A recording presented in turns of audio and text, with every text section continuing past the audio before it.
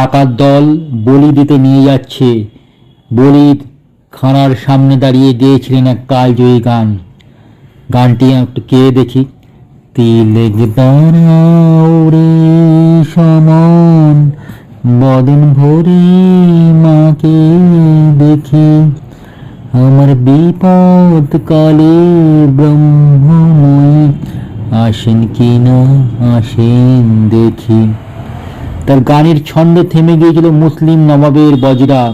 হ্যাঁ, আজ আমি কথা বলছি মহাসাধক রামপ্রসাদকে নিয়ে, যিনি প্রথম পৌঁছে দিয়েছিলেন তান্ত্রিক দেবী মা কালীকে আমাদের বাঙালির অন্তরের অন্তঃস্থলে। 17শো শতাব্দীতে হালি শহরে বৈদ্য ব্রাহ্মণ পরিবারে জন্ম। তন্ত্র সাধনা ও কালী সাধনা শিক্ষা পদ্ধতি শিক্ষা নিয়েছিলেন মহাযোগী আগম বাগীশের কাছ থেকে। পিতার মৃত্যুর পর অভাবের তাড়নায় কাজ নিতে হয়েছিল জমিদার দুর্গাচরণ মিত্রের সেরস্তায়। কিন্তু সর্বত্র জুড়ে আছেন যার মা, তাকে কি হিসাবের অঙ্কে আটকে রাখা যায়? জমিদার হিসাবের খাতাটি দেখতে গিয়ে দেখলেন সেখানে হিসাবের বদলে লেখা আছে পাতায় পাতায় জুড়ে শ্যামা সঙ্গীত মায়ের গান। সেখানে লেখা ছিল, আমায় দে মা তবিলদারি, আমি নিমক হারাম নই শঙ্করী। কানের এই দুটো লাইন শুনে জমিদারের অন্তরাত্মা যেন নাড়িয়ে দিল। তার চোখ দিয়ে অশ্রুধারা নেমে এলো। তিনি তাকে ছুটি দিলেন এবং সেই সঙ্গে বললেন, বাবা, তুমি অনেক বড় কাজের জন্য এসেছো। এই সংসার চালানোর জন্য মাসে মাসে 30 টাকা আমি তোমার বাড়িতে পৌঁছে দেব। এতক্ষণ জমিদারের সামনে দাঁড়িয়ে থাকা কাচুমাচু করা যুবকটির মুখ আনন্দে উজ্জ্বল হয়ে উঠল। জমিদার মশাইকে প্রণাম করে তিনি বাক্স প্যাটটা নিয়ে বাড়ির দিকে রওনা হলেন।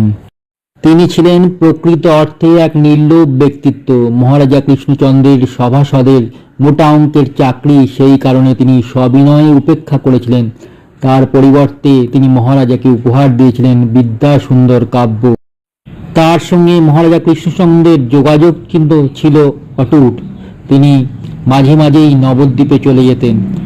মহারাজা কৃষ্ণচন্দ্রের মৃত্যুতে তিনি পেয়েছিলেন গভীর আঘাত। শোনা যায় তারপর আর তিনি কোনোদিন নবদ্বীপের উদ্দেশ্যে পা বাড়াননি।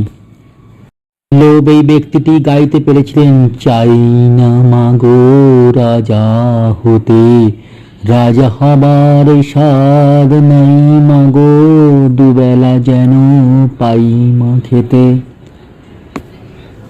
এর পরের দুটো লাইনটি ছিল আরো সুন্দর।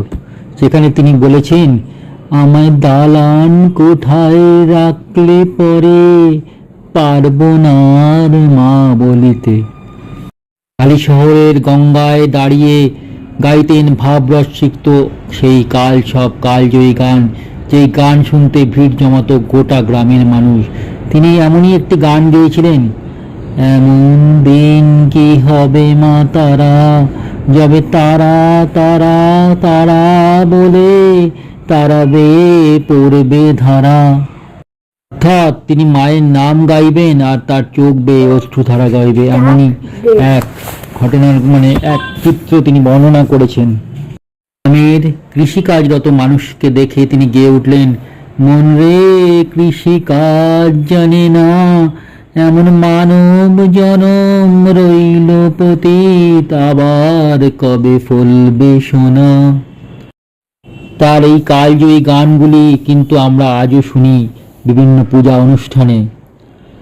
বিভিন্ন ভাব রসিক্ত গানগুলি পূর্ণতা বোধহয় দিয়েছিলেন ধনঞ্জয় ভট্টাচার্য, পান্নালালের মতো বিখ্যাত সঙ্গীত শিল্পীরা। প্রতিদিন সকালে তিনি যেতেন গঙ্গায় স্নান করতে এবং প্রায় 2-2.5 ঘন্টা গঙ্গার জলে স্নান করতেন। এমনই একদিন তিনি চলেছেন গঙ্গার দিকে এবং তাকে কিছুটা ভাবরসিক্ত গান গাইছেন। তাকে দেখে পণ্ডিত বলরাম তর্কভূষণ, হালিশহরের এক পণ্ডিত, তিনি মাতাল বলে সম্বোধন করলেন। তিনি একটু না রেগে হেসে হেসে গাইলেন, সুরা পান করিনে আমি, সুরা খাই জয় মা কালী বলে, মন মাতালে মাতাল করে, মদ মাতালে মাতাল বলে। মৃদুরাগ ও ভক্তিরসের সংমিশ্রণে যে গান রচনা করে গেছেন তার ফসল আজকের শ্যামাসঙ্গীত। রামপ্রসাদ রচিত বিখ্যাত পুঁথিগুলি হল কালী কীর্তন, বিদ্যা সুন্দর, সীতার বিলাপ ইত্যাদি। মায়ের মৃত্যুতে রামপ্রসাদ পেয়েছিলেন গভীর আঘাত। এরপর থেকে তিনি আরো বেশি বেশি করে মাতৃ সাধনায় লিপ্ত হন। নিজের গৃহের বাগানে প্রতিষ্ঠা করেছিলেন পঞ্চমুণ্ডের আসন। এই বাগানে আগে থেকেই তৈরি ছিল সাধনার জন্য পঞ্চবটী বন। এখান থেকেই তিনি সাধনায় সিদ্ধি লাভ করেন। বহু লোককথা অনুসারে রামপ্রসাদ নাকি মায়ের সাথে কথা বলতেন। কথিত আছে একদিন ছোট মেয়েকে নিয়ে রামপ্রসাদ নাকি ঘরের বেড়া বাঁধছিলেন। কাজের মাঝে সেই ছোট্ট মেয়ে হঠাৎ করে খেলতে চলে যায়। রামপ্রসাদ ভাবের ঘোরে বেড়া বাঁধা থামিয়ে দিয়েছিলেন। যখন সম্বিত ফেরে তখন দেখলেন কে যেন তার বেড়া বেঁধে দিয়ে চলে গেছে। মনে করা হয় স্বয়ং মা এসে তার ঘরের বেড়া বেঁধে দিয়েছিলেন। ১৭৮১ সালে প্রতিবারের মতো রামপ্রসাদ মহা ধুমধামে কালী পূজা করেন। সারা রাত ধরে চলে নাম গান। এই সময় তিনি নাকি ঘনিষ্ঠজনদের বলেছিলেন, এবার আমি মায়ের সাথে বিসর্জনে যাব। পরের দিন সকালে মাতৃমূর্তি মাথায় নিয়ে রামপ্রসাদ চললেন গঙ্গায়। তার পেছনে পেছনে চলল সমগ্র গ্রামের মানুষ। তারপরে মূর্তি সমেত রামপ্রসাদ ডুব দিলেন গঙ্গা বক্ষে। আর তাকে খুঁজে পাওয়া গেল না। মহাসাধকের স্বেচ্ছামৃত্যু ঘটল গঙ্গার বক্ষে। দুঃখ হয় রামপ্রসাদের মতো মানুষ আজও প্রচারের অন্তরালে থেকে গেছে। কিন্তু যদি আপনি ঈশ্বরকে ভালোবাসেন তবে বলতে পারি একবার হালি শহরে গিয়ে রামপ্রসাদের ভিটে দেখে আসতে পারেন। এখানে গেলে পাবেন এক অপার্থিব মানসিক শান্তি। তারা এতক্ষণ আমার সাথে থাকলেন, তাদের অসংখ্য ধন্যবাদ। আমার গলায় গান মানায় না, তাও আমাকে কিছুটা গাইতে হলেও হয়তো কিছুটা ভাব প্রবণ হয়ে পড়েছিলাম।